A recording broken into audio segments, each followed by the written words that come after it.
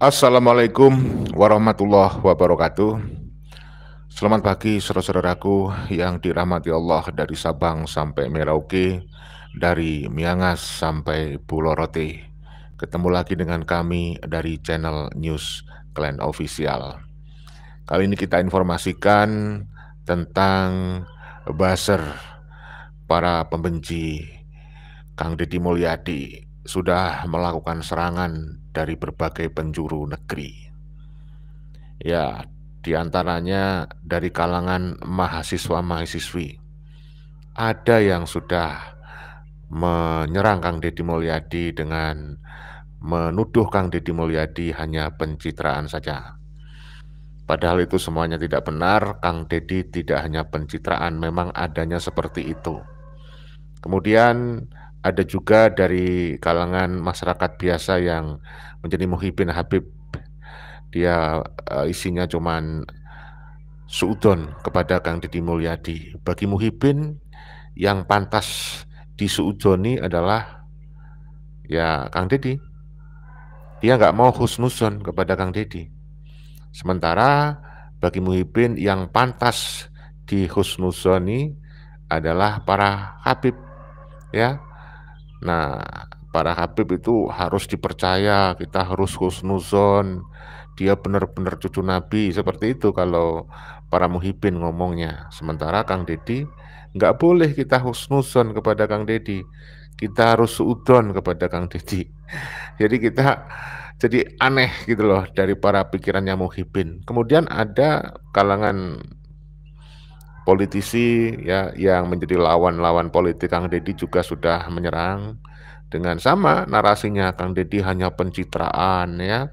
Dan yang aneh itu seringkali dihubung-hubungkan dengan Pak Joko Widodo gitu ya. Padahal beda orang nih antara Kang Deddy Mulyadi dan Bapak Joko Widodo, jauh. Oleh karena itu kita perlu sampaikan video ini, kami yang menyampaikan, Anda yang menyimpulkan. Lalu ada nih orang yang mengkritik Kang Deddy. Ya tentu saja dia, saya duga Muhyiddin juga. Ceramah di masjid, saudara. Di masjid, kemudian di bulan puasa lagi. Aduh, saya jadi heran para Muhyiddin ini ya. Kalau saya tidak salah ingat namanya Ferry Amsari ya. Dia itu ceramah di sebuah masjid ya. Konon sih dia di Masjid UGM ya katanya ya. Wah, berarti dia meracuni sejumlah mahasiswa UGM ini untuk membenci Kang Deddy Mulyadi. Jadi bagi saya, orang-orang ini yang harusnya disadarkan ya. Merasa paling benar, paling mulia, paling soleh gitu ya. Jadi kritikan dari Ferry Amsari, Kang Deddy hanya bisa menangis ya. Menangis itu harusnya di dalam masjid gitu. Orang-orang yang pantas dihusnuzoni ya, itu orang-orang yang menangis di dalam masjid. Padahal saudaraku, belum tentu orang-orang yang di dalam masjid itu benar-benar lillahi ta'ala. Kadang-kadang juga hanya sekedar mencari pencitraan juga. Kadang-kadang juga hanya mencari pujian supaya dipuji sebagai orang yang soleh. Ya, jadi belum tentu juga saudaraku ya. Orang-orang yang setiap hari ke masjid itu hatinya itu bersih suci, belum tentu ya. Coba kita sampaikan videonya ya untuk Anda ya. Kita simak ini dari seorang yang namanya viral, itu namanya adalah Ferry Amsari. Saya tidak kenal ya. Coba kita simak bagaimana kritikan Ferry Amsari kepada Kang Deddy Mulyadi ya. Beberapa hari yang lalu ada pemimpin yang menangisi ya nasib hutan. Saya tidak tahu tangisnya benar atau tidak, itu bukan urusan kita. Penting dia menangis bahwa bagaimana pengelolaan hutan yang rusak. Itu karena sebagian daerah aliran sungai diberikan izin untuk berbisnis. Akibatnya peruntukan lahan hutan berganti. Saya tidak terbayang kalau pemimpin hanya bisa menangis untuk itu. hanya bisa menangis katanya. Yang harus keluar adalah kebijakan memastikan rakyat tidak lagi tertimpa bencana. Saudaraku, Kang Deddy Mulyadi tidak hanya bisa menangis. Lalu si Ferry Amsari mengkritik tukang Deddy hanya bisa menangis katanya. Ini kan orang yang matanya harus pakai kacamata double gitu loh. Mungkin dia memang isi dalam hatinya adalah kebencian sehingga tidak bisa melihat kebaikan dan kenyataan bahwa Kang Deddy itu tidak hanya menangis, tapi beliau juga terjun di lapangan, ya, sampai terjun ke sungai, ikut membersihkan sampah gitu ya. Dan bangsa kita itu harus sadar bahwa kita itu punya budaya namanya paternalistik. Seorang pemimpin harus bisa terjun ke lapangan, tidak hanya di belakang meja ya. Dan Kang Deddy melakukan itu, memberi keteladanan, memberi contoh. Tidak hanya contoh pada masyarakat awam, tetapi contoh kepada pejabat-pejabat lainnya. Makanya mudah-mudahan ini dipahami secara positif. Kalau saya itu lebih baik husnuzon kepada Kang Deddy daripada saya husnuzon kepada para Ba'alawi, keturunan imigran yang dianggap keturunan Nabi itu. Nah, kenapa? Karena Kang Deddy itu nyata, ya, ada kelihatan nyata dan ketulusannya itu kelihatan banget, tidak sekedar pencitraan gitulah, ya. Ini yang harus dipahami saudaraku ya. Kita lanjutkan. Memastikan rakyat tidak lagi tertimpa bencana dan memastikan kebijakan itu betul-betul pro, tidak hanya pro kepada para pebisnis. Saudaraku, Kang Deddy itu sudah memastikan bahwa rakyat itu bagaimana caranya supaya tidak terkena bencana. Makanya beliau menormalisasi sejumlah sungai. Tujuannya apa? Untuk mengantisipasi supaya nggak terjadi lagi bencana-bencana di Jawa Barat. Ya, itu artinya apa? Kang Deddy Mulyadi terjun ke masyarakat, ya, sidak langsung, ya, memantau langsung, terjun, itu ingin memastikan bahwa masyarakatnya baik-baik saja. Kalau ada yang terkena bencana supaya segera bisa ditanggulangi, ditangani dengan tepat sasaran begitu. Nih, tapi pemikiran seperti itu hanya orang-orang yang mau husnuzon. Tapi kalau yang dia suudon, berprasangka buruk dulu, ya seperti si Ferry Amsari ini, isinya cuma mencaci maki, ya, tidak mau melihat kebaikan-kebaikan yang ada pada Kang Deddy Mulyadi. Pro, tidak hanya pro kepada para pebisnis. Ini nangis penting orang-orang ya. yang nggak nonton Kita full ini kan video Kang Deddy nangisnya Mulyadi, 5 kan? tahun sekali ya. Oh, karena kalah jadi Dan nangis. nanti setelah 5 tahun ya lupa cara menangis di hadapan publik. Dan satu-satunya hamba yang mampu betul-betul menangis untuk kepentingan publik adalah orang-orang di masjid. Orang-orang. Nah, ketahuan kan? Dia ingin memuji dirinya sendiri.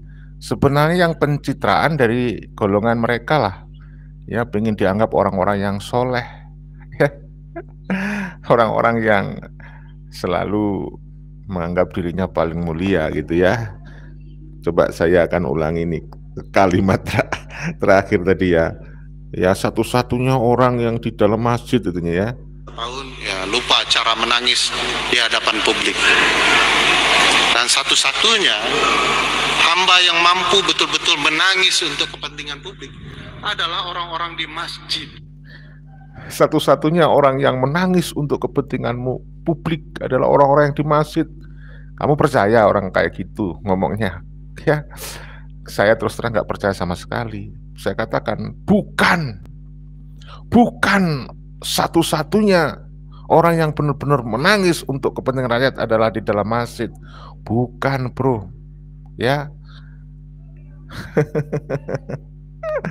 Masya Allah, hamparan bumi ini adalah masjid Allah, saudara. Kita boleh menangis dimanapun tempatnya. Kita juga bisa, ya, memohon kepada Allah dimanapun tempat, ya kan? Tidak harus di dalam masjid, gitu loh. Ya, jadi bahkan kalau saya Saya kalau memohon kepada Allah, berdoa, meminta kepada Allah, saya tidak pernah menangis. Kenapa? Karena saya merasa kita harus selalu bersyukur. Sepanjang hidup di dunia ini kita harus selalu bahagia, tenang dan damai. Ya. Oleh karena itu kita kalau memohon kepada Allah ya harusnya dengan suasana yang tenang, damai, khusyuk, dan tidak wajib menangis itu. Kalau saya terus terang berdoanya ya dalam situasi bahagia. Karena saya yakin Allah akan menambah nikmat yang diberikan kepada kita kalau kita bersyukur kepada Allah.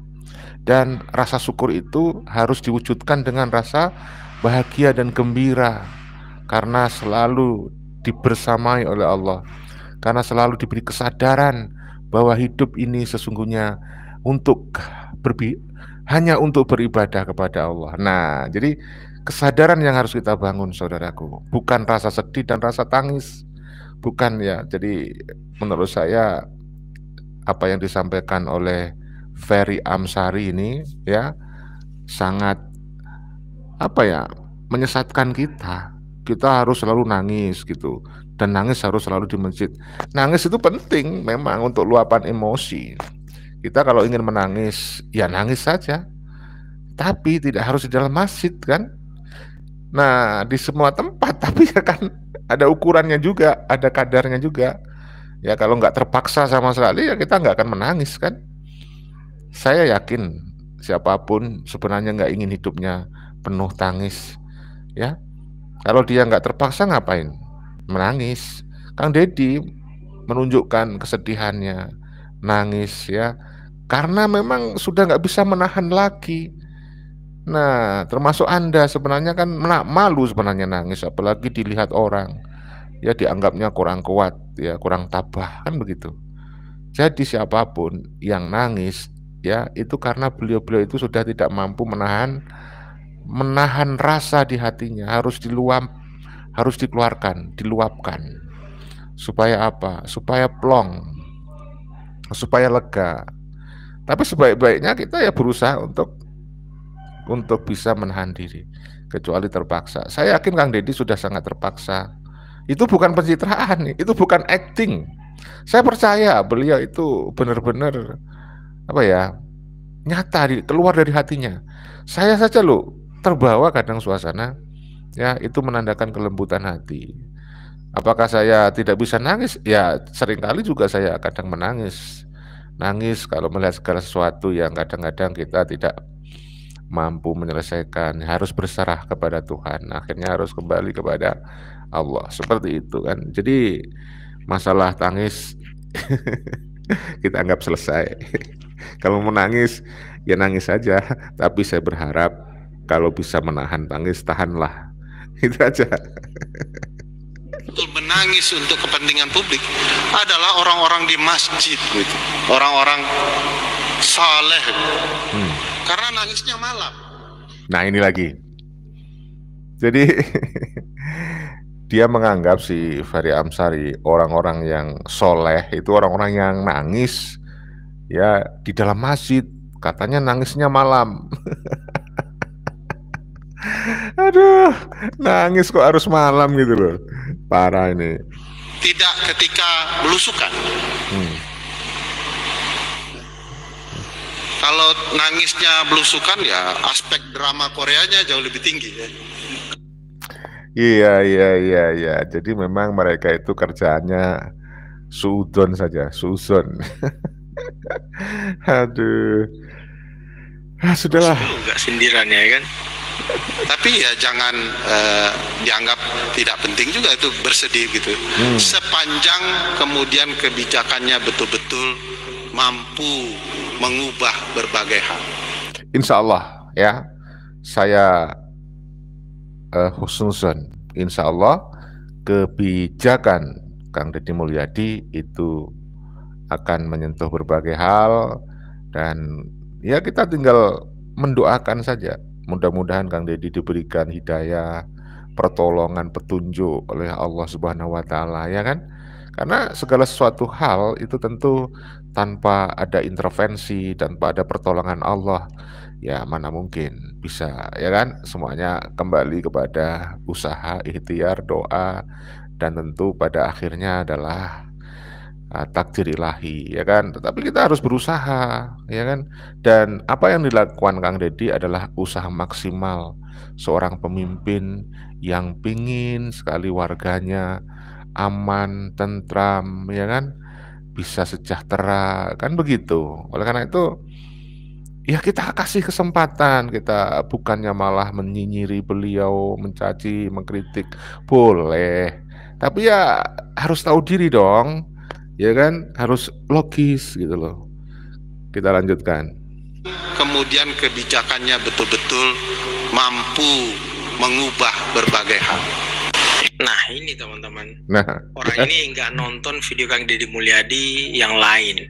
Setelah menangis, Kang Deddy Mulyadi langsung menertibkan tempat-tempat wisata yang tidak sesuai dengan aturannya, teman-teman. ya betul. Mungkin si Ferry Amsari ini nggak menonton seperti saya yang selalu mengikuti video-video Kang Deddy Mulyadi, ya. Tapi orang-orang kayak gitu ya mana mau menonton kebaikan orang ya. Orang-orang seperti Ferry Amsari ini memang yang dicari adalah keburukan-keburukan orang lain. Kalau ada kebaikannya dia mungkin alergi, langsung di skip saja. Kenapa? Memang dia kerjaannya mau ya memelorotin. Jadi mau mendegradasi gitu ya. Mau jelek-jelekin lah ya Kang Deddy Mulyadi. Karena bisa jadi dia iri. Karena Kang Deddy itu sekarang sudah semakin menyita perhatian masyarakat, tidak hanya Jawa Barat tetapi seluruh Indonesia, ya kan. Nah jadi saya bisa mengerti dan memahami kalau Ferry Amsari begitu nyinyir ya kepada Kang Deddy Mulyadi. Tapi satu hal ya yang juga sering dikritik dari para pembenci itu adalah dikait-kaitkan dengan yang namanya Pak Jokowi.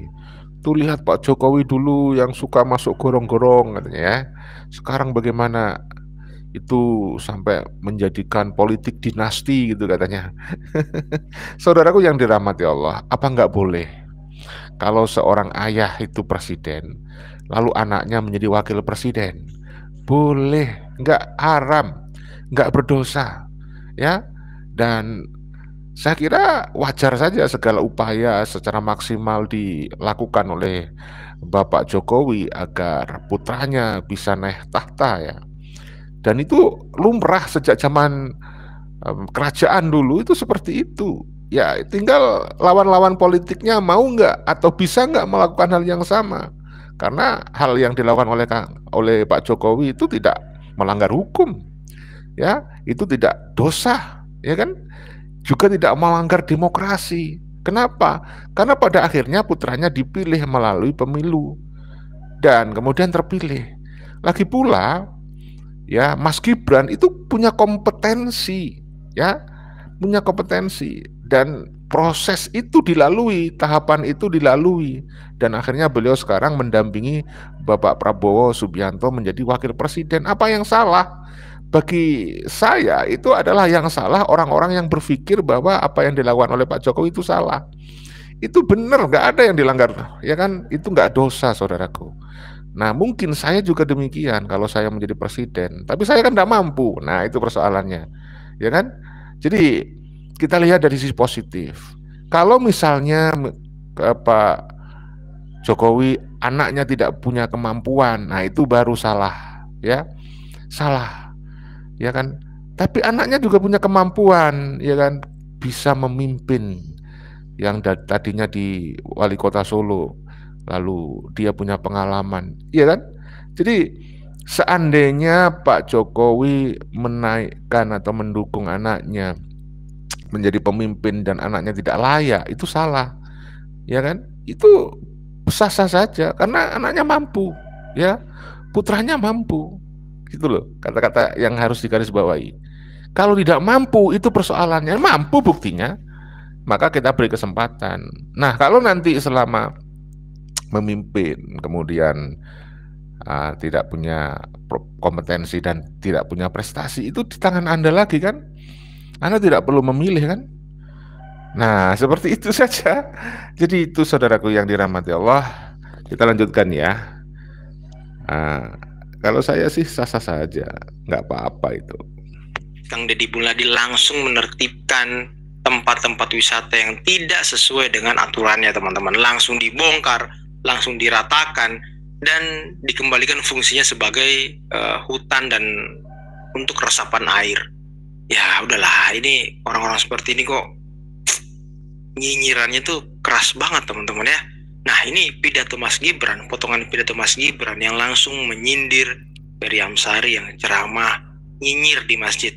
Ya, nah ini kita simak mungkin yang selama ini membenci Mas Gibran, membenci Pak Jokowi, ya, karena ini sebuah menjadi fakta, kenyataan. Sudahlah, daripada Anda tersiksa hidupnya, supaya Anda damai, ya sudah, hilangkan kebencian Anda kepada Mas Gibran, ya.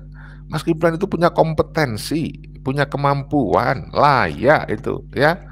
Kapan lagi Indonesia punya pemimpin yang masih muda, ya?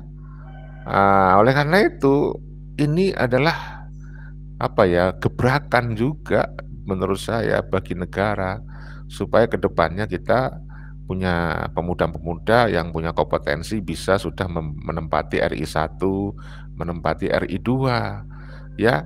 Saya terus terang sangat nggak nyaman ketika ada organisasi apapun namanya itu membatasi bahwa seseorang yang harus jadi pemimpin itu yang tua-tua gitu. Kasihan yang muda yang justru lebih dinamis, ya lebih giat bekerja, punya prestasi, tidak punya kesempatan. Makanya ini adalah gebrakan sejarah menurut saya bagi Indonesia, ya. Seseorang yang masih muda bisa menjadi RI 2, ya kan, menjadi wakil presiden. Ferry Amsari yang ceramah nyinyir di masjid, teman-teman, membalas nyinyiran dari Ferry Amsari. Ini sekali lagi gambar-gambar dan foto-foto yang ditampilkan tadi, saya juga ingin mengapresiasi kepala-kepala daerah, bupati, wali kota, gubernur yang sudah aktif untuk menjaga lingkungannya. Ini terutama kemarin yang paling viral adalah Gubernur Jawa Barat yang sudah sangat berani melakukan gebrakan untuk menertibkan beberapa bangunan-bangunan yang tidak sesuai regulasi. Nah, ya kan? Jadi harusnya kita menilai Kang Deddy secara objektif gitu. Kang Deddy dituduh oleh Ferry Amsari katanya membela kepentingan pengusaha. Loh, semuanya dibela, bro. Semua kepentingan harus dibela. Cuman memang tidak akan mungkin bisa memuaskan semua orang, ya.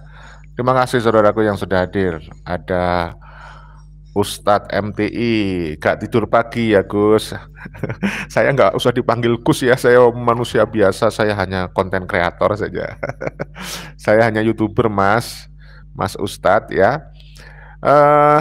Biasanya saya nggak tidur memang karena ini lagi nggak ada kerjaan.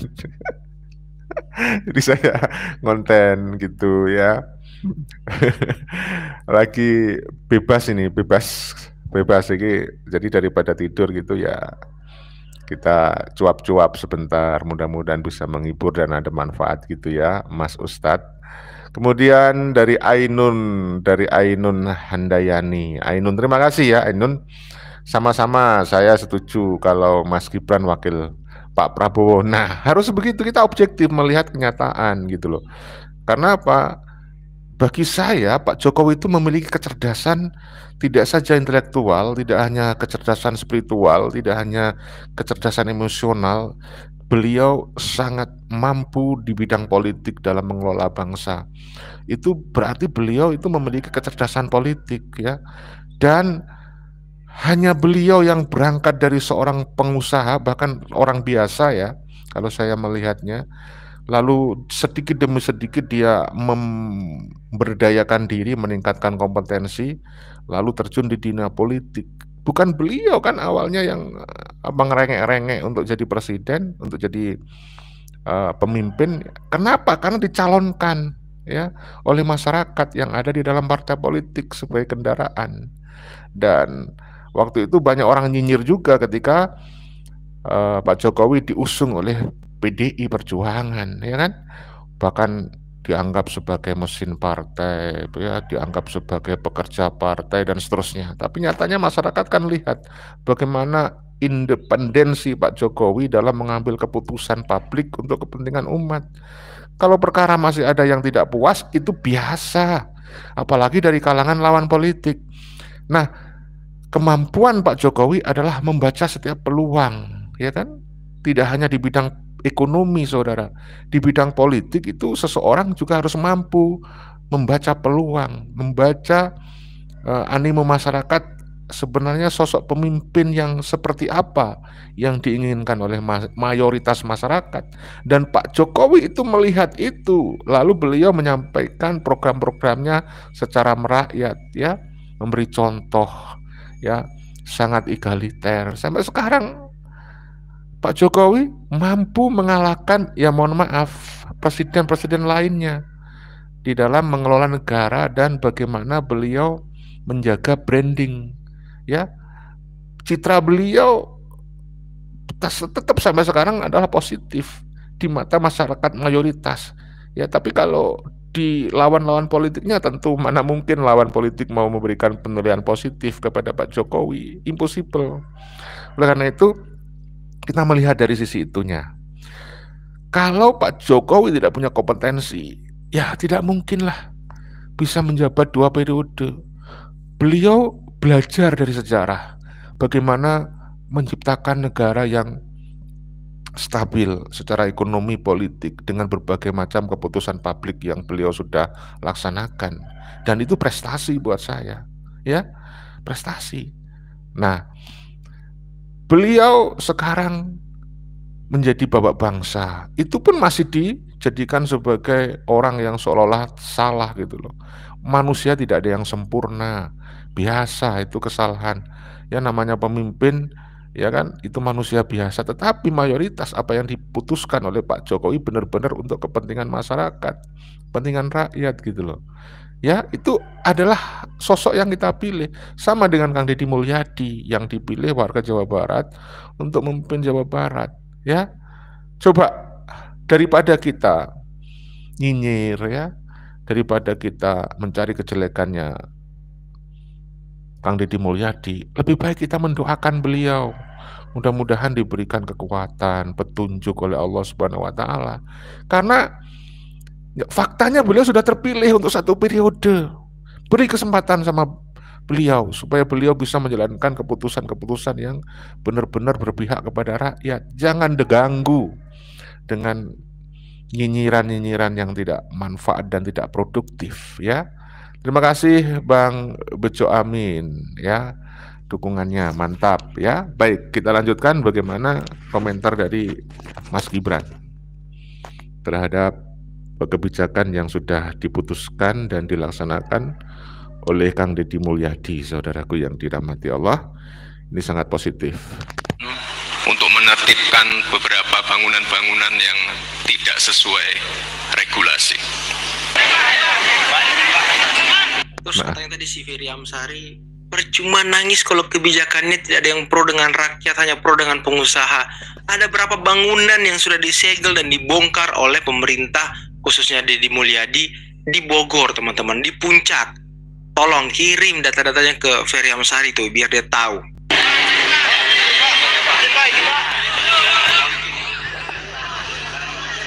Ya, coba ini kita tunjukkan videonya Kang Deddy Mulyadi bagaimana giat beliau untuk melaksanakan program-program pro rakyat, ya. Banyak warga yang rumahnya masih, ya kita yang kosong Pak. Kalau kita minta izin dulu Pak. Kenapa? Karena itu belum banyak perkakaknya. Enggak, saya bongkar yang kosong dulu Pak. Yang kosong yang tidak berpenghuni. Pak, gimana? Pak, saya sebagai yang punya warung nih Pak. Oke, saya nanya Bapak punya izin dari mana bangun warung?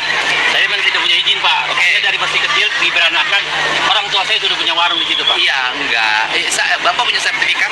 Tidak Pak. Ya, saya ngaku saya salah Pak. Enggak, udah ini bangunan kosong saya bongkar paling cuma gini Pak. Nah, saya kan banjiran. Iya. Pak.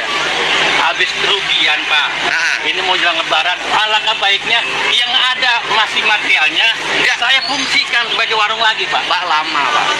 Ini kita ini ngejar waktu, Pak. Yang banjir tuh warga. Saya ini mau bantu. Saya juga kebanjiran, Pak. Iya, saya mau bantu menyelesaikan. Saya akan saya bongkar sendiri. Pak, lama, Pak. Tambah masalah yang karena barang-barang yang bisa dipakai akan dipakai. Bapak sekarang gini, saya hitung saya bayar. Saya itu saya bayar aja. Nah itu ya, itulah solusi yang diberikan Kang Deddy. Tidak mau menyusahkan orang susah. Sekali lagi saya ulang kalimat saya, Kang Deddy Mulyadi tidak mau menyusahkan orang susah. Dari video-video yang dipublik ya, itu jelas Kang Deddy Mulyadi tidak mau menyusahkan orang susah yang terdampak ya dari penggusuran karena normalisasi sungai. Kemarin video yang saya tayangkan di channel kita ini, coba cek di live streaming juga ya. Itu ada keluarga, 3 keluarga yang rumahnya digusur ya, dibongkar karena ada di tepi sungai, bahkan ada di atas sungai. Kenapa di atas sungai? Karena di atas panggung, dibangun di atas sungai. Itu dibongkar. Padahal itu salah, dia membuat rumah di atas sungai tanpa izin, ya. Tapi apa yang dilakukan Kang Deddy? Diganti rugi rumah itu. Si orang yang terdampak penggusuran itu dicarikan rumah tipe 21. Ya, dibeliin. Apa enggak luar biasa itu? Jadi setiap warga yang merasa dirugikan itu oleh Kang Deddy langsung diberi solusi, diganti rugi. Itu loh. Nah, sementara ini ada nih kelompok Balawi, Habib Dobolowi itu. Ya, yaitu si Rizik. Tahu kan? Rizik kan juga menempati lahan PTPN, itu lahan negara, untuk membangun pondok pesantren di Megamendung Petamburan. Sama, dia juga minta ganti rugi, bro. Kalau saya bersaran, Kang Deddy Mulyadi, kalau warga di pinggiran tepi sungai itu orang susah, saya setuju Kang Deddy tidak usah membuat susah, ganti rugi semuanya. Tapi untuk khusus Rizik ini nggak perlu diganti rugi, Kang Deddy. Dia sudah mendapatkan keuntungan dari menempati lahan PTPN, ya, untuk peternakan, untuk pertanian, untuk membangun pondok pesantren, ya kan? Dia sewa aja enggak, dia gratis menempati itu dengan hak guna usaha katanya. Maka kalau soal Kang Deddy misalkan ini ya, benar-benar mau membongkar pesantrennya Rizik Syihab, menurut saya enggak perlu diganti rugi tuh.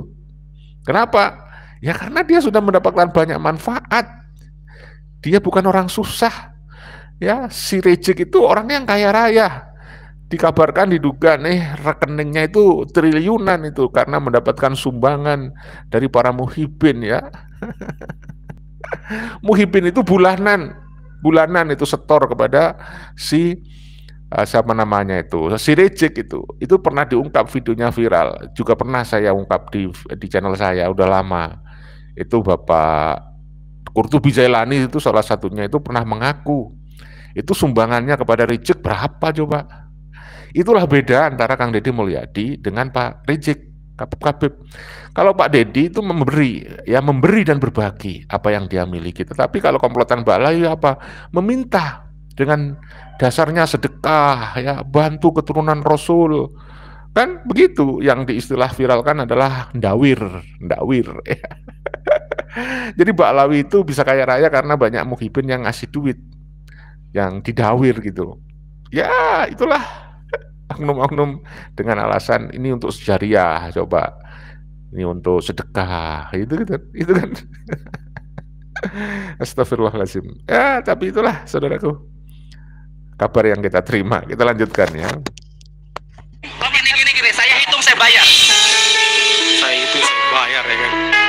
Ini baju biru kepala desa juga nih teman-teman. Yang pengeja biru kepala desa di sana. Saya masalah tanpa masalah kayak pegadaian ya kan. Luar biasa. Langsung dibayar Kang Deddy Mulyadi ini ya. Ya Allah, ini termasuk yang harus kita jadikan sebagai poin apa intinya yang kita bisa teladani. Tapi ya masih ada saja orang-orang yang nyinyir ya. Ini ada lagi nih nyinyir kepada Kang Deddy. Ini kayaknya ya samalah orang-orang yang ya isinya di dalam hatinya sudah nggak ada kebaikannya Kang Deddy. Dia sangat membenci Kang Deddy mungkin ya. Kalau Anda kenal gitu ya, mungkin Anda kenal nih. Saya tidak tahu, lupa saya namanya ini. Siapa ini orangnya ini ya? Bentar, masih ada yang lewat ini. Sebentar. Ya. Nah, komplotan Muhyiddin ya menurut saya.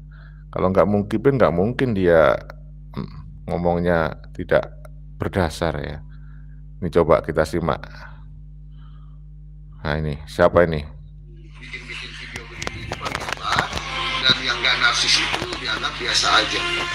Justru orang hebat itu gak akan mau dia pencitraan lewat mesos-mesos begituan. Dia lebih berpikir, dia lebih melakukan pekerjaannya dan berpikir tentang bagaimana bekerja efektif untuk kemakmuran rakyat. Bukan pura-pura memakmurkan dengan 100-200 ribu. Nah ini ya kritikannya. Ini kalau nggak